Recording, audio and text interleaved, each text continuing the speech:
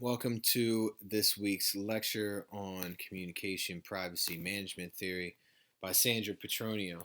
So, the main premise of communication privacy management theory is that people treat their private information as a resource that they control through communication. So, you have secrets, you have private info, you have personal info that you need to figure out who's involved, who's included in that, who's excluded into that private information. And in order to do that, you have to communicate with others. And that's what this theory is about. So when we say private information, it's not just secrets and passwords, but it's really any information that's connected to you. So you can think of demographic info or financial info, family history, really anything that is personal or private would be information that you feel that you have a sense of ownership over. So one example you can think of is, what did you do last night? So this is something relatively mundane, but what did you do last night? This is private information. So do you think it's okay that everyone knows every aspect of what you were doing last night? Are there some people who probably shouldn't know? Is there what's the cost and benefits of telling people about what you did last night? So even if you feel that you did nothing last night, is that worth revealing to other people? And who should know about it and who shouldn't? So all of these things are aspects of communication privacy management theory. So likewise, another example we can think of is that our beliefs and our political views are a part of our collection of private information. So maybe, um, maybe you believe that we need stricter gun laws in the United States, but you come from a family that are avid gun owners, or you work in a place where people feel the opposite from you. So you may feel to keep that private information to yourself because you don't want to have conflict or whatever reason. It's your information, it's private information. So we can think about that option, that idea as well. So there's 5 principles of CPM that I would like you to understand. The first is the notion of ownership. I kind of briefly just discussed this, but it's the idea that we own our information. And if you look at this door here, right, we think about walking into our apartment or our house. The things in that house are ours, and therefore we own them. And it influences how we interact with them. If you go into somebody else's house, you would treat their things differently because they're not yours. And so when you think about the things that are in your living space, that's how we feel about our private information. It's ours to do what we want with that private information, and that influences uh, how we feel that we can control where it goes. So this is the second aspect of the second principle of CPM. So the notion of control is that we have the ability to control where the info goes and who has access to it. So if I own something, I can control it. So it doesn't matter where it goes beyond who I told to take it.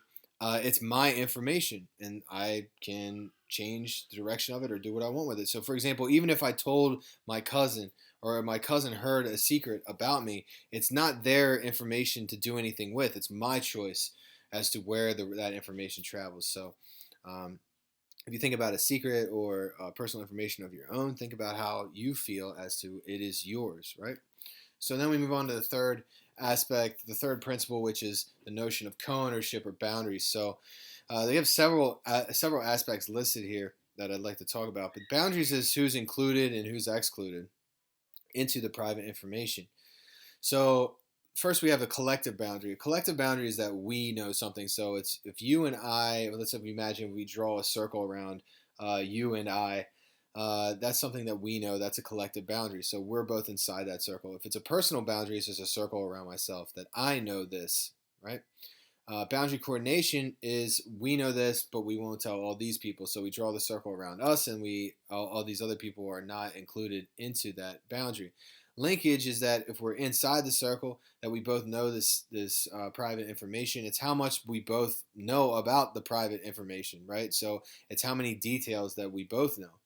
The boundary ownership is who gets to dictate who's included into that boundary, right? So maybe you and I uh, know a secret, but then boundary ownership would say, okay, both of us can allow other people in, or maybe just one person. So it's who owns the private information and who can include other people into that boundary.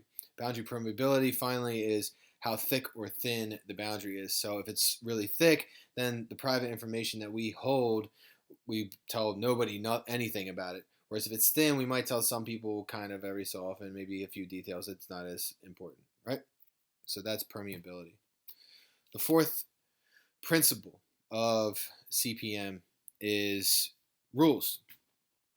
So rules go beyond boundaries. It's what's allowed and what's not allowed. It's almost like the fine print of the boundary. So, and some of these things are directly related to our culture or other norms of groups of people, of the group of people that you are connected with. So, an example of this is that of a rule would be, okay, I say to you, you can share this private information as long as the person you're talking to isn't a part of the government, right? Or you can tell grandma, but leave that one part out that's kind of questionable. Or just don't talk about this. I don't care who you talk to about this, but just don't talk about it when Steve and Jeff are around at the same time, right? So there's specific rules that are associated with the boundaries or the private information. Then finally, the final aspect is turbulence. So when you have rules and boundaries, sometimes they can be unclear, or they might people might be uncertain about them, and those boundaries might be broken, or the rules might be broken. And what happens is that it can create arguments and conflicts. So turbulence is something that's important for any private information, because the rules and boundaries might not necessarily always happen the way that exactly the way that they're set up. So, privacy management theory.